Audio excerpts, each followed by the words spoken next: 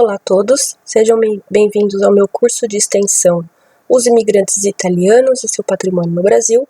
Meu nome é Vivian, o curso será ministrado por mim e tem como referência o meu curso de formação pedagógica em História e do estágio supervisionado do ensino médio ofertado pela Uninter Araraquara. O curso tem em sua linha de pesquisa a abordagem dos conteúdos, linha de pensamento da história. No caso, linha de pensamento da história, que vamos abordar então a imigração italiana no Brasil. Em sua ementa, nós teremos então o conceito de patrimônio, no qual eu estarei esclarecendo ali o que vem a ser o significado de patrimônio, para podermos entrar e entender o título do curso. Teremos a Itália do século XIX, então estarei explorando ali a Itália durante o século XIX, os movimentos e o que estava acontecendo naquele período na Itália, que advindo aí da situação que trouxe os imigrantes para o Brasil. Depois teremos o fim da escravidão e a imigração, onde estarei abordando então qual foi então as consequências do fim da escravidão para o Brasil, e a vinda desses imigrantes, então, para o país. Depois teremos o período de adaptação e crescimento no Brasil. Aqui estarei, então, explicando um pouco sobre como foi aqui a adaptação, né, a chegada desses imigrantes italianos aqui no país e como eles foram crescendo ali dentro da sua nova pátria. Depois teremos os italianos no Brasil e a Segunda Guerra, onde estarei abordando, então, qual foi o momento vivenciado ali por esses italianos e os demais imigrantes que viviam aqui no Brasil durante a época do Getúlio Vargas e a Segunda Guerra. E depois, por fim, ali estarei explicando sobre, mostrando o patrimônio italiano. O curso, então, ele vai seguir nessa linha de temporal histórica, onde estarei abordando ali cada época, o que estava acontecendo dentro do período histórico. Então, fora ali da nossa linha histórica, nós temos ali o conceito de patrimônio. Depois estarei entrando ali nas épocas de 1848 a 1870, então, sob o título de A Itália do século XIX, estarei explicando, então, o que estava acontecendo lá na Itália. Em 1870, então, sob o período final ali da escravidão e a entrada desses imigrantes no Brasil. Do ano 1870 a 1930, estarei entrando no período de adaptação e o crescimento dos italianos aqui no Brasil. Nos períodos 1930 a 1945, estarei explicando ali um pouco sobre os italianos no Brasil e as suas consequências que eles tiveram durante a Segunda Guerra sob o governo de Getúlio Vargas e, por fim, em tempos atuais ali, o patrimônio italiano. Então, sobre o conceito de patrimônio. Ali nós temos, então, a figura de Mário de Andrade. Mário de Andrade foi um escritor e poeta brasileiro, e Mário de Andrade, ele buscava ali, por entender, ele ansiava por saber o que viria a identificar, então, a nação brasileira. Então, ele fez várias viagens pelo Brasil, e cada viagem que ele fazia, ele tirava uma fotografia de diferentes lugares, em diferentes locais, de vários territórios aqui do país. Então, quando ele finalizou ali as suas viagens, ele fez uma culminância de todas as suas fotografias e ele identificou então ali que o Brasil ele viria a ter não só um tipo de nacionalidade ou específico de um povo, ele seria ali então componente de uma mistura de vários povos. E então ele defendeu a partir dali que o Brasil viria a ser então essa mistura dessa diversidade de vários povos. Não só Mário de Andrade, que também participou do movimento modernista de 1922, mas também vários artistas engajaram nessa nova ideia do que viria a ser um povo brasileiro. Então, conforme nós vemos no desenho à direita ali, a ideia então seria que o povo brasileiro seria então formado por culturas indígenas, europeias e africanas. Essas pessoas então defendiam essas diferentes etnias e os diferentes modos de vida, e isso se dava tanto na música quanto na escrita, nas artes, na culinária, juntando então essas várias etnias que formava o povo brasileiro. Contudo, Mário de Andrade, durante essa época em que ele estava defendendo o conceito de proteção ao patrimônio em suas diversidades, no mesmo período ele se encontrava ali durante o período de Getúlio Vargas, né? Que enquanto que Mário de Andrade ele defendia então esse encontro de culturas e heterogeneidade dentro do que ele pretendia ser a proteção ao patrimônio, o Getúlio Vargas tinha ali em sua ideologia como o nacionalismo exacerbado, né, e a homogeneidade. Então ele queria criar um povo brasileiro em que não tivesse diferenças para criar um país despolitizado. Contudo, o Getúlio Vargas enxergou na ideia de Mário de Andrade uma ideia revolucionária com relação aos patrimônios, criando ali em 1937 o IPHAN, que é o Instituto de Patrimônio Histórico Artístico Nacional. Mas ele defendia ali na sua ideia de patrimônio que viria a ser somente o patrimônio material e que representasse ali as classes sociais altas, né, diferente do que Mário de Andrade entendia então como ser patrimônio. Quando Mário de Andrade viu esse projeto ser implantado, ele criou uma contraproposta do seu projeto, querendo defender não somente o que viria a ser o patrimônio material, mas também o patrimônio imaterial. Depois ali, conforme muitas lutas do que viria a ser a ideia de patrimônio, então, somente em 1988, que nossa Constituição aqui do Brasil, que levou em consideração o que Mário de Andrade defendeu tempos atrás, o que foi também seguido de várias outras cartas máquinas de vários outros lugares do mundo. E então na nossa Constituição entra no artigo 216 o seguinte: constituem patrimônio cultural brasileiro os bens de natureza material e imaterial, tomados individualmente ou em conjunto, portadores de referência à identidade, à ação, à memória dos diferentes grupos formadores da sociedade brasileira, nos quais se incluem dentro da nossa Constituição, eu deixei ali mais um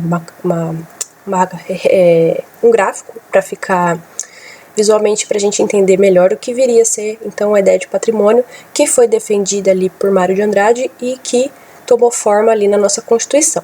Então entra também ali o nosso imaterial, que são formas de expressão, modos de criar, fazer e viver, e criações científicas, artísticas e tecnológicas. Entramos também no nosso patrimônio material, que viria a ser então em duas fases, que nós temos os móveis, que são obras, objetos, documentos, e os imóveis, que são conjuntos urbanos, sítios de valor histórico, paisagístico, artístico, arqueológico, paleontológico, ecológico e científico. E contudo, então, Mário de Andrade conseguiu ali categorizar então ali o patrimônio nesses vários itens. Defendida a ideia do que seria um patrimônio então do povo para o povo, né, o que viria a ser não somente representante das classes sociais altas, mas de todas as outras também.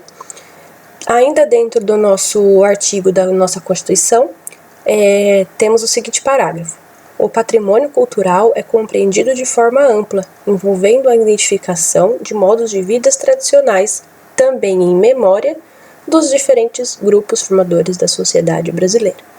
Então, os diferentes grupos formadores que eles estão ali se dirigindo estão ali os grupos que compõem a formação do povo brasileiro, então, sendo os europeus, indígenas e africanos. E Sobre os italianos, né? A vinda dos italianos para o Brasil, além do fato de terem sido a maior nação de imigrantes a ser recebida no país, sendo que, na última década do século XIX, cerca de 1.200.000 de imigrantes, dentre eles alemães, espanhóis, italianos, japoneses, sírios e turcos, chegaram ao Brasil. Destes, 57% eram italianos. Foi uma nação que deixou muito de suas culturas e costumes presentes até hoje no país, a partir deste novo elemento também formador da cultura nacional, o imigrante italiano. Então, o imigrante vindo em sua grande quantia ali durante a grande imigração, também nos trouxe toda a sua culturas e costumes que hoje representa também parte da nossa formação, da nossa nação brasileira. Aqui ao lado eu trago uma pintura de Antônio Rocco sob o título Os Imigrantes, e está presente hoje na Pinacoteca do Estado de São Paulo. Antônio Rocco também foi um italiano que veio para o Brasil e ali ele conseguiu crescer na sua carreira ali como artista, onde eu estarei falando um pouquinho dele lá no item do patrimônio italiano. A Itália do século XIX. Bom, a Itália como nós conhecemos hoje, ela foi ali, teve amplas lutas sobre o que viria a ser então uma Itália, né? A Itália, na verdade o povo ali daquela região, porque o nome Itália ainda não se existia, né? Ainda era algo que as pessoas não tinham em mente, mas a partir então ali entrando na época de 1848, a população buscava por uma identidade italiana, porque eram pessoas que, mesmo que, como nós podemos ver no mapa, era um território assim fragmentado, tínhamos ali vários tipos de reinos e ducados, sendo que muitos desses territórios eram dominados por outros países. As pessoas começaram, como essas pessoas ali mesmo morando, né, nessas diversidades de territórios, eles compartilhavam ali de muitos costumes, de muitas histórias. Então eles começaram a buscar e querer criar o que viria a ser então uma Itália. Essa ideia dessa busca por essa identidade italiana surgiu ali então com a agitação do período da Revolução Francesa e de Napoleão, que surgiu das ideias iluministas do século XVIII. Então as ideias iluministas já tinham ali revolucionado esse pensamento desde a Revolução Francesa, né, o que agitou a Revolução, e essas mesmas ideias então começaram a desencadear ali na Itália, e dentro dessas ideias iluministas eles traziam até ali um conceito do que viria a ser uma Itália, o que eles pretendiam, que era uma Itália livre, independente, democrática, que tivesse uma constituição e um governo. Então eles buscavam ali um republicanismo. E dessas ideias do que eram defendidas ali, surgiu então um movimento chamado ali nacionalismo. Então, o que viria a ser o significado dessa nacionalidade? Abre aspas. A imagem que um indivíduo faz da nação de que toma parte é também, portanto, um componente da imagem que ele tem de si mesmo, a sua autoimagem. A virtude, o valor e o significado da nação também são os dele próprio. Fecha aspas.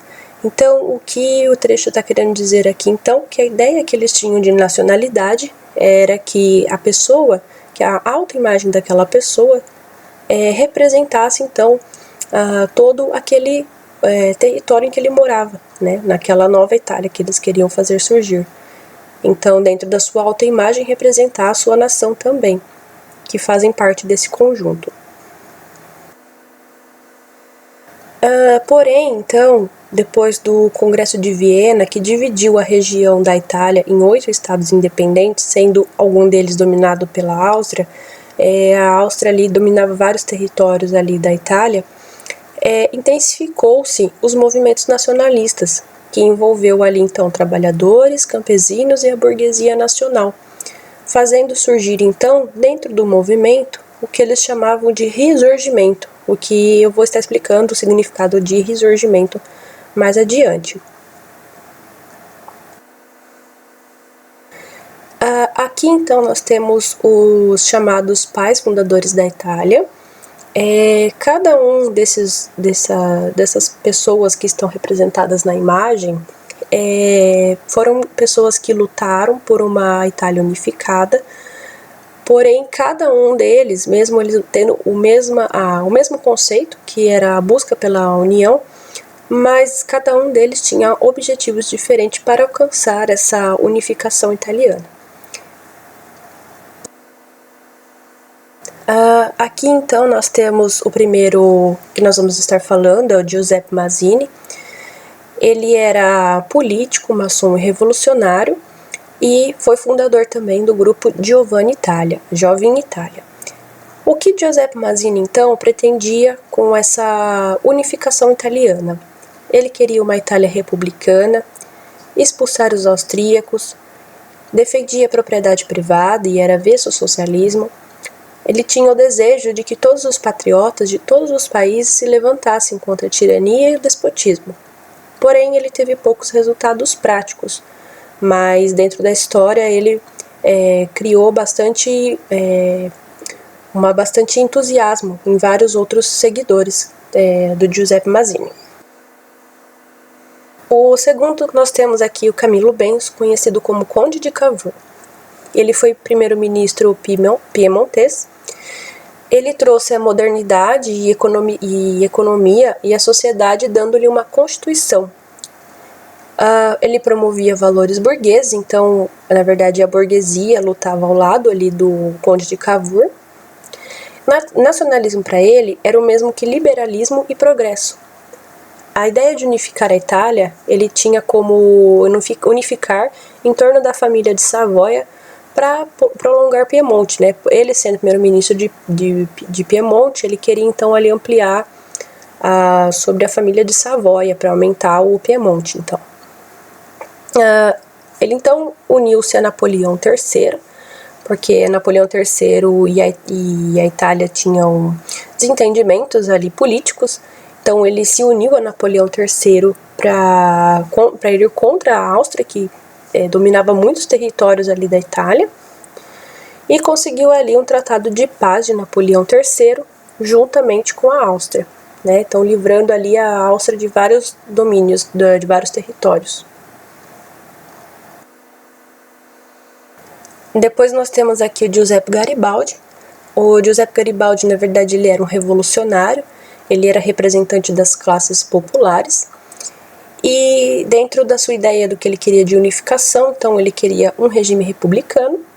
Nacionalismo para ele era o mesmo que participação popular. Ele queria agregar o sul da Itália à nação, porque o sul da Itália e o norte, eles até hoje, na verdade, eles têm essa grande rivalidade entre eles, porque né, o norte da Itália, falando assim, ela tem condições econômicas melhores do que o sul da Itália. Então, por essas diferenças de classes econômicas, né, na verdade, a norte da Itália não queria ali agregar o sul, mas foi ali a intenção de Garibaldi, onde ele lutou por essa união ali do sul ao norte da Itália. Ele liberou o domínio da família de Bourbon, que era da França, que dominava também ali vários territórios da Itália, com exceção de Roma. E Cavour vinha ali então a anular as manobras de Garibaldi, porque Garibaldi representava ali então uma ideia de classes populares, né, diferente do que Conde de Cavour defendia ali com os interesses burgueses, né. Lembrando que o Conde de Cavour também tinha um pouco mais de influência sobre a população, pelo fato dele ser primeiro-ministro, ter dado uma constituição ali para Piemonte, e tinha os apoios mais fortes. Por último, nós temos o Vittorio Emanuele II. Vittorio Emanuele, então, era rei da Itália. Ele transferiu a capital para Florença. Ele uniu-se à Prússia, né, para poder derrotar a Áustria. e mais tarde criou ali um plebiscito para unir a Veneza à Itália. Então, as suas manobras ali foi também derrotar os territórios da Áustria e unificar ali então a Veneza no país. Então, como podemos observar ali, cada um deles tinha um objetivo com um propósito único. Aqui então nós temos um mapa do que eu vim falando sobre a luta de cada um dos pais da Itália. Então o que nós temos ali na cor amarela, nós temos ali as anexações, de 1859 a 1860, que foram decorrentes da guerra contra a Áustria. Então foram os territórios que a Áustria perdeu para a Itália ali. Aqueles riscados lá em cima, Savoia e Nice, foram territórios que foram cedidos para a França, né? Então não foi componente, não se unificou a Itália, ficou para a França. Ali na cor rosa ali nós temos os territórios que foram incorporados em 1860, em razão das campanhas de Garibaldi e das tropas piemontesas. Depois nós temos ali na cor azul a anexação em 1866. Em vermelho ali foi anexado em 1870, onde se encontra Roma, que é a capital atual ali do país. No azul mais claro, Trentino e Istria foram pretendidos à Itália ali em 1919. Então, sendo ali os últimos territórios a serem anexados na Itália. E ali as flechinhas que nós estamos vendo, então a flechinha verde, nós temos a campanha de Garibaldi, então que ele veio desde o norte da Itália até o sul, anexando todo esse território na Itália. E as flechinhas em vermelhas nós temos ali as tropas de Piemonte, né, do Conde de Cavour. Então desde o norte até ali Nápoles, que fica um pouco ali no sul, porém não tão sul quanto Garibaldi pretendeu colocar ali na unificação e que veio então a ser anexado em 1860. Bom, abre aspas.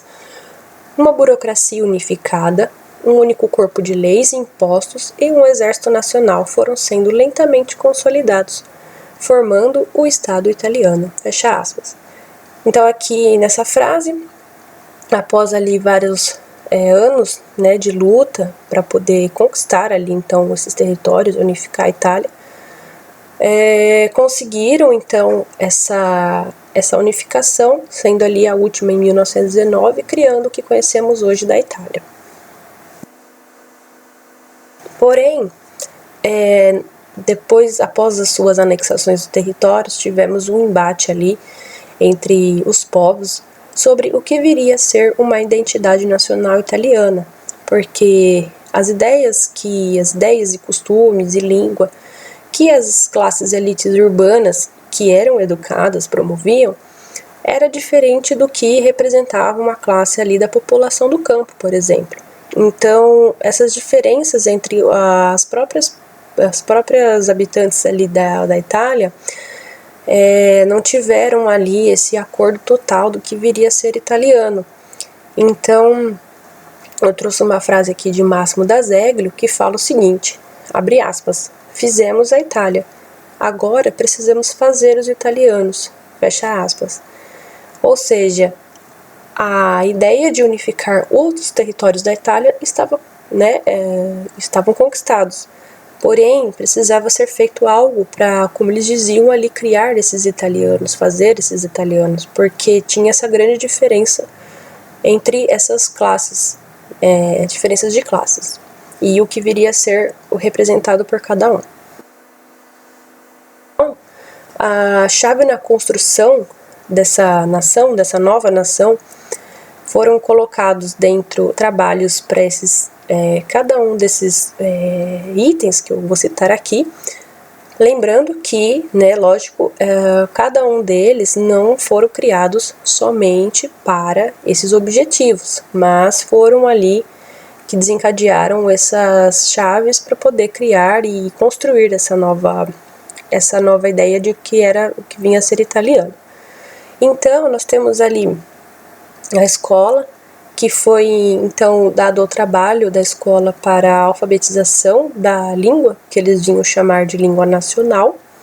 Então, criando ali, ensinando as crianças essa nova língua que eles pretendiam ser da Itália.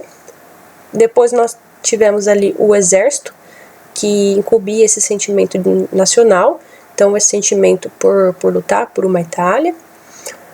E também trazemos dentro ali da história uma nova memória histórica, né, que dentro dessa história, criando surgimento dessa nova história, também ali eu destaco para a arquitetura, que também foi uma dessas chaves ali para a abertura dessa ideia do que seria italiano, porque nós temos ali, por exemplo, na imagem, o monumento a Vittorio Emanuele II, então, que também incumbia esse sentimento de nacionalidade italiana, né, que lembrasse ali a representação pela luta pela unificação da Itália. E ao lado ali nós temos a imagem de Dante, que foi amplamente divulgada ali por toda a Itália, porque Dante, durante o seu período, na época eles falavam a língua latim, que era dominante ali em todo o território da Itália, e Dante criou então o que viria a ser essa nova língua, que ele chamava de língua moderna, o que eles hoje, o que nós chamamos, na verdade, hoje de língua italiana. Né? Então, Dante representava essa nova ideia da língua nacional.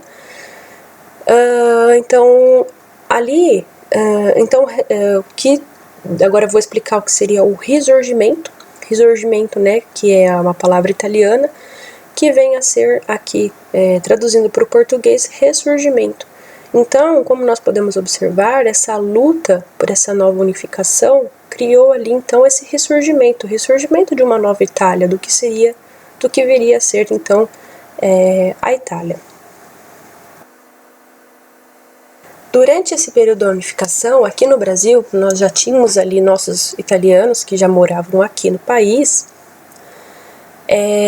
Nós tínhamos ali, então, a construção dessas ideias, né, do que viria a ser, então, o italiano fora da Itália, né. Então, após a grande imigração de 1870, né, então esses sentimentos de nacionalidade italiana veio junto com os italianos aqui no Brasil, que criou ali então essas ideias para representar eles, né.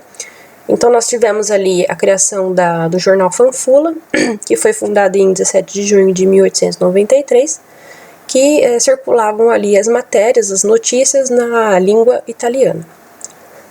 Tivemos ali, então, a criação da Associação do Círculo Italiano, foi fundada em 13 de abril de 1911, localizado ali em São Paulo. Essa associação viria, então, trazer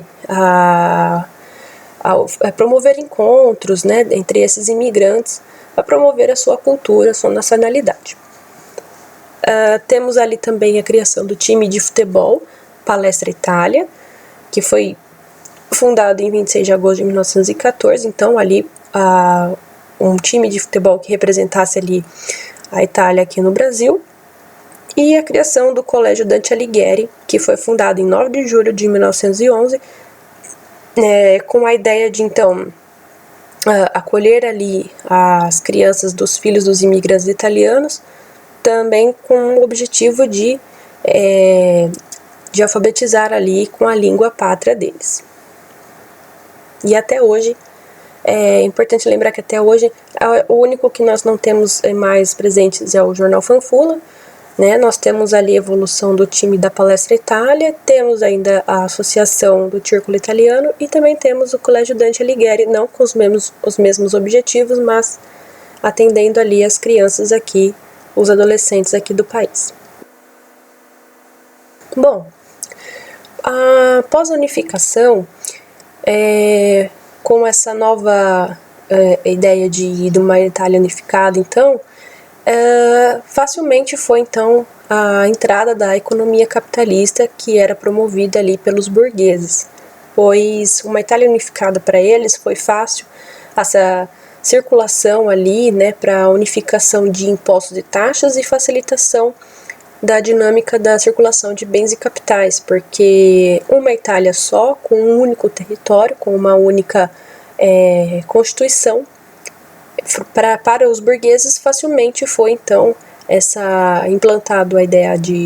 foi implantada a economia capitalista ali para começar a criar suas novas formas de mercado. Contudo, o capitalismo ali trouxe benefícios à sociedade, então, trazendo ali a melhoria no sistema de transporte, controle de doenças e da mortalidade e o aumento da capacidade de produção de mercadorias. Porém, o que isso envolve? Com essas melhorias, claramente ali a população começou a crescer muito, porque a taxa de mortalidade caiu bastante.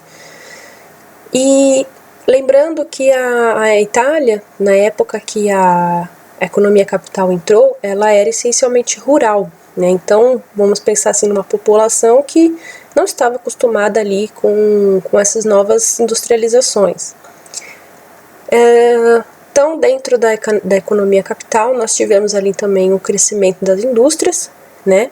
Porém, com o crescimento das indústrias que ofereciam ali produtos e alimentos melhores e mais baratos, veio então a falência desses camponeses e artesãos que sobreviviam ali da economia rural, porque não tinha mais como esses camponeses e artesãos competir com a indústria ali que produzia ali mais rápido e melhores, oferecia melhores produtos para a população, né?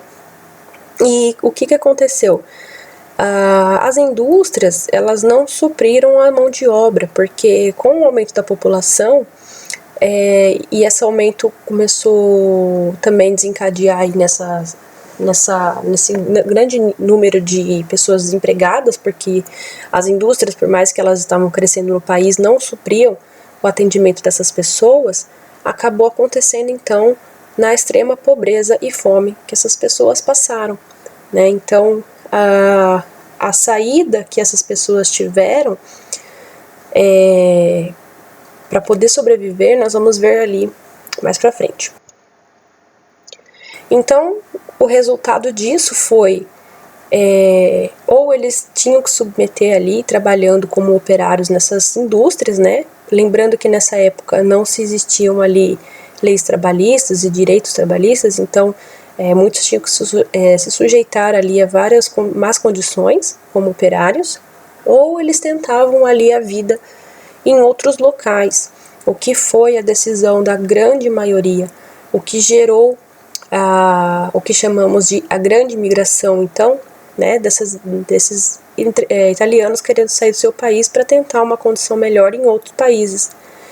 E ao mesmo tempo, aqui no Brasil, nós tínhamos ali as propagandas que o governo brasileiro circulava, principalmente ali para os países europeus ali, também para a Itália, circulavam ali então a propaganda do que viria a ser essa América para esses imigrantes. Então eles faziam ali, colocavam nessas propagandas, por exemplo, como fazer a América, que era o título para chamar esses imigrantes para cá, né, com a ideia ali ilusória de que eles iriam prosperar e crescer e ter condições melhores de vida aqui no Brasil.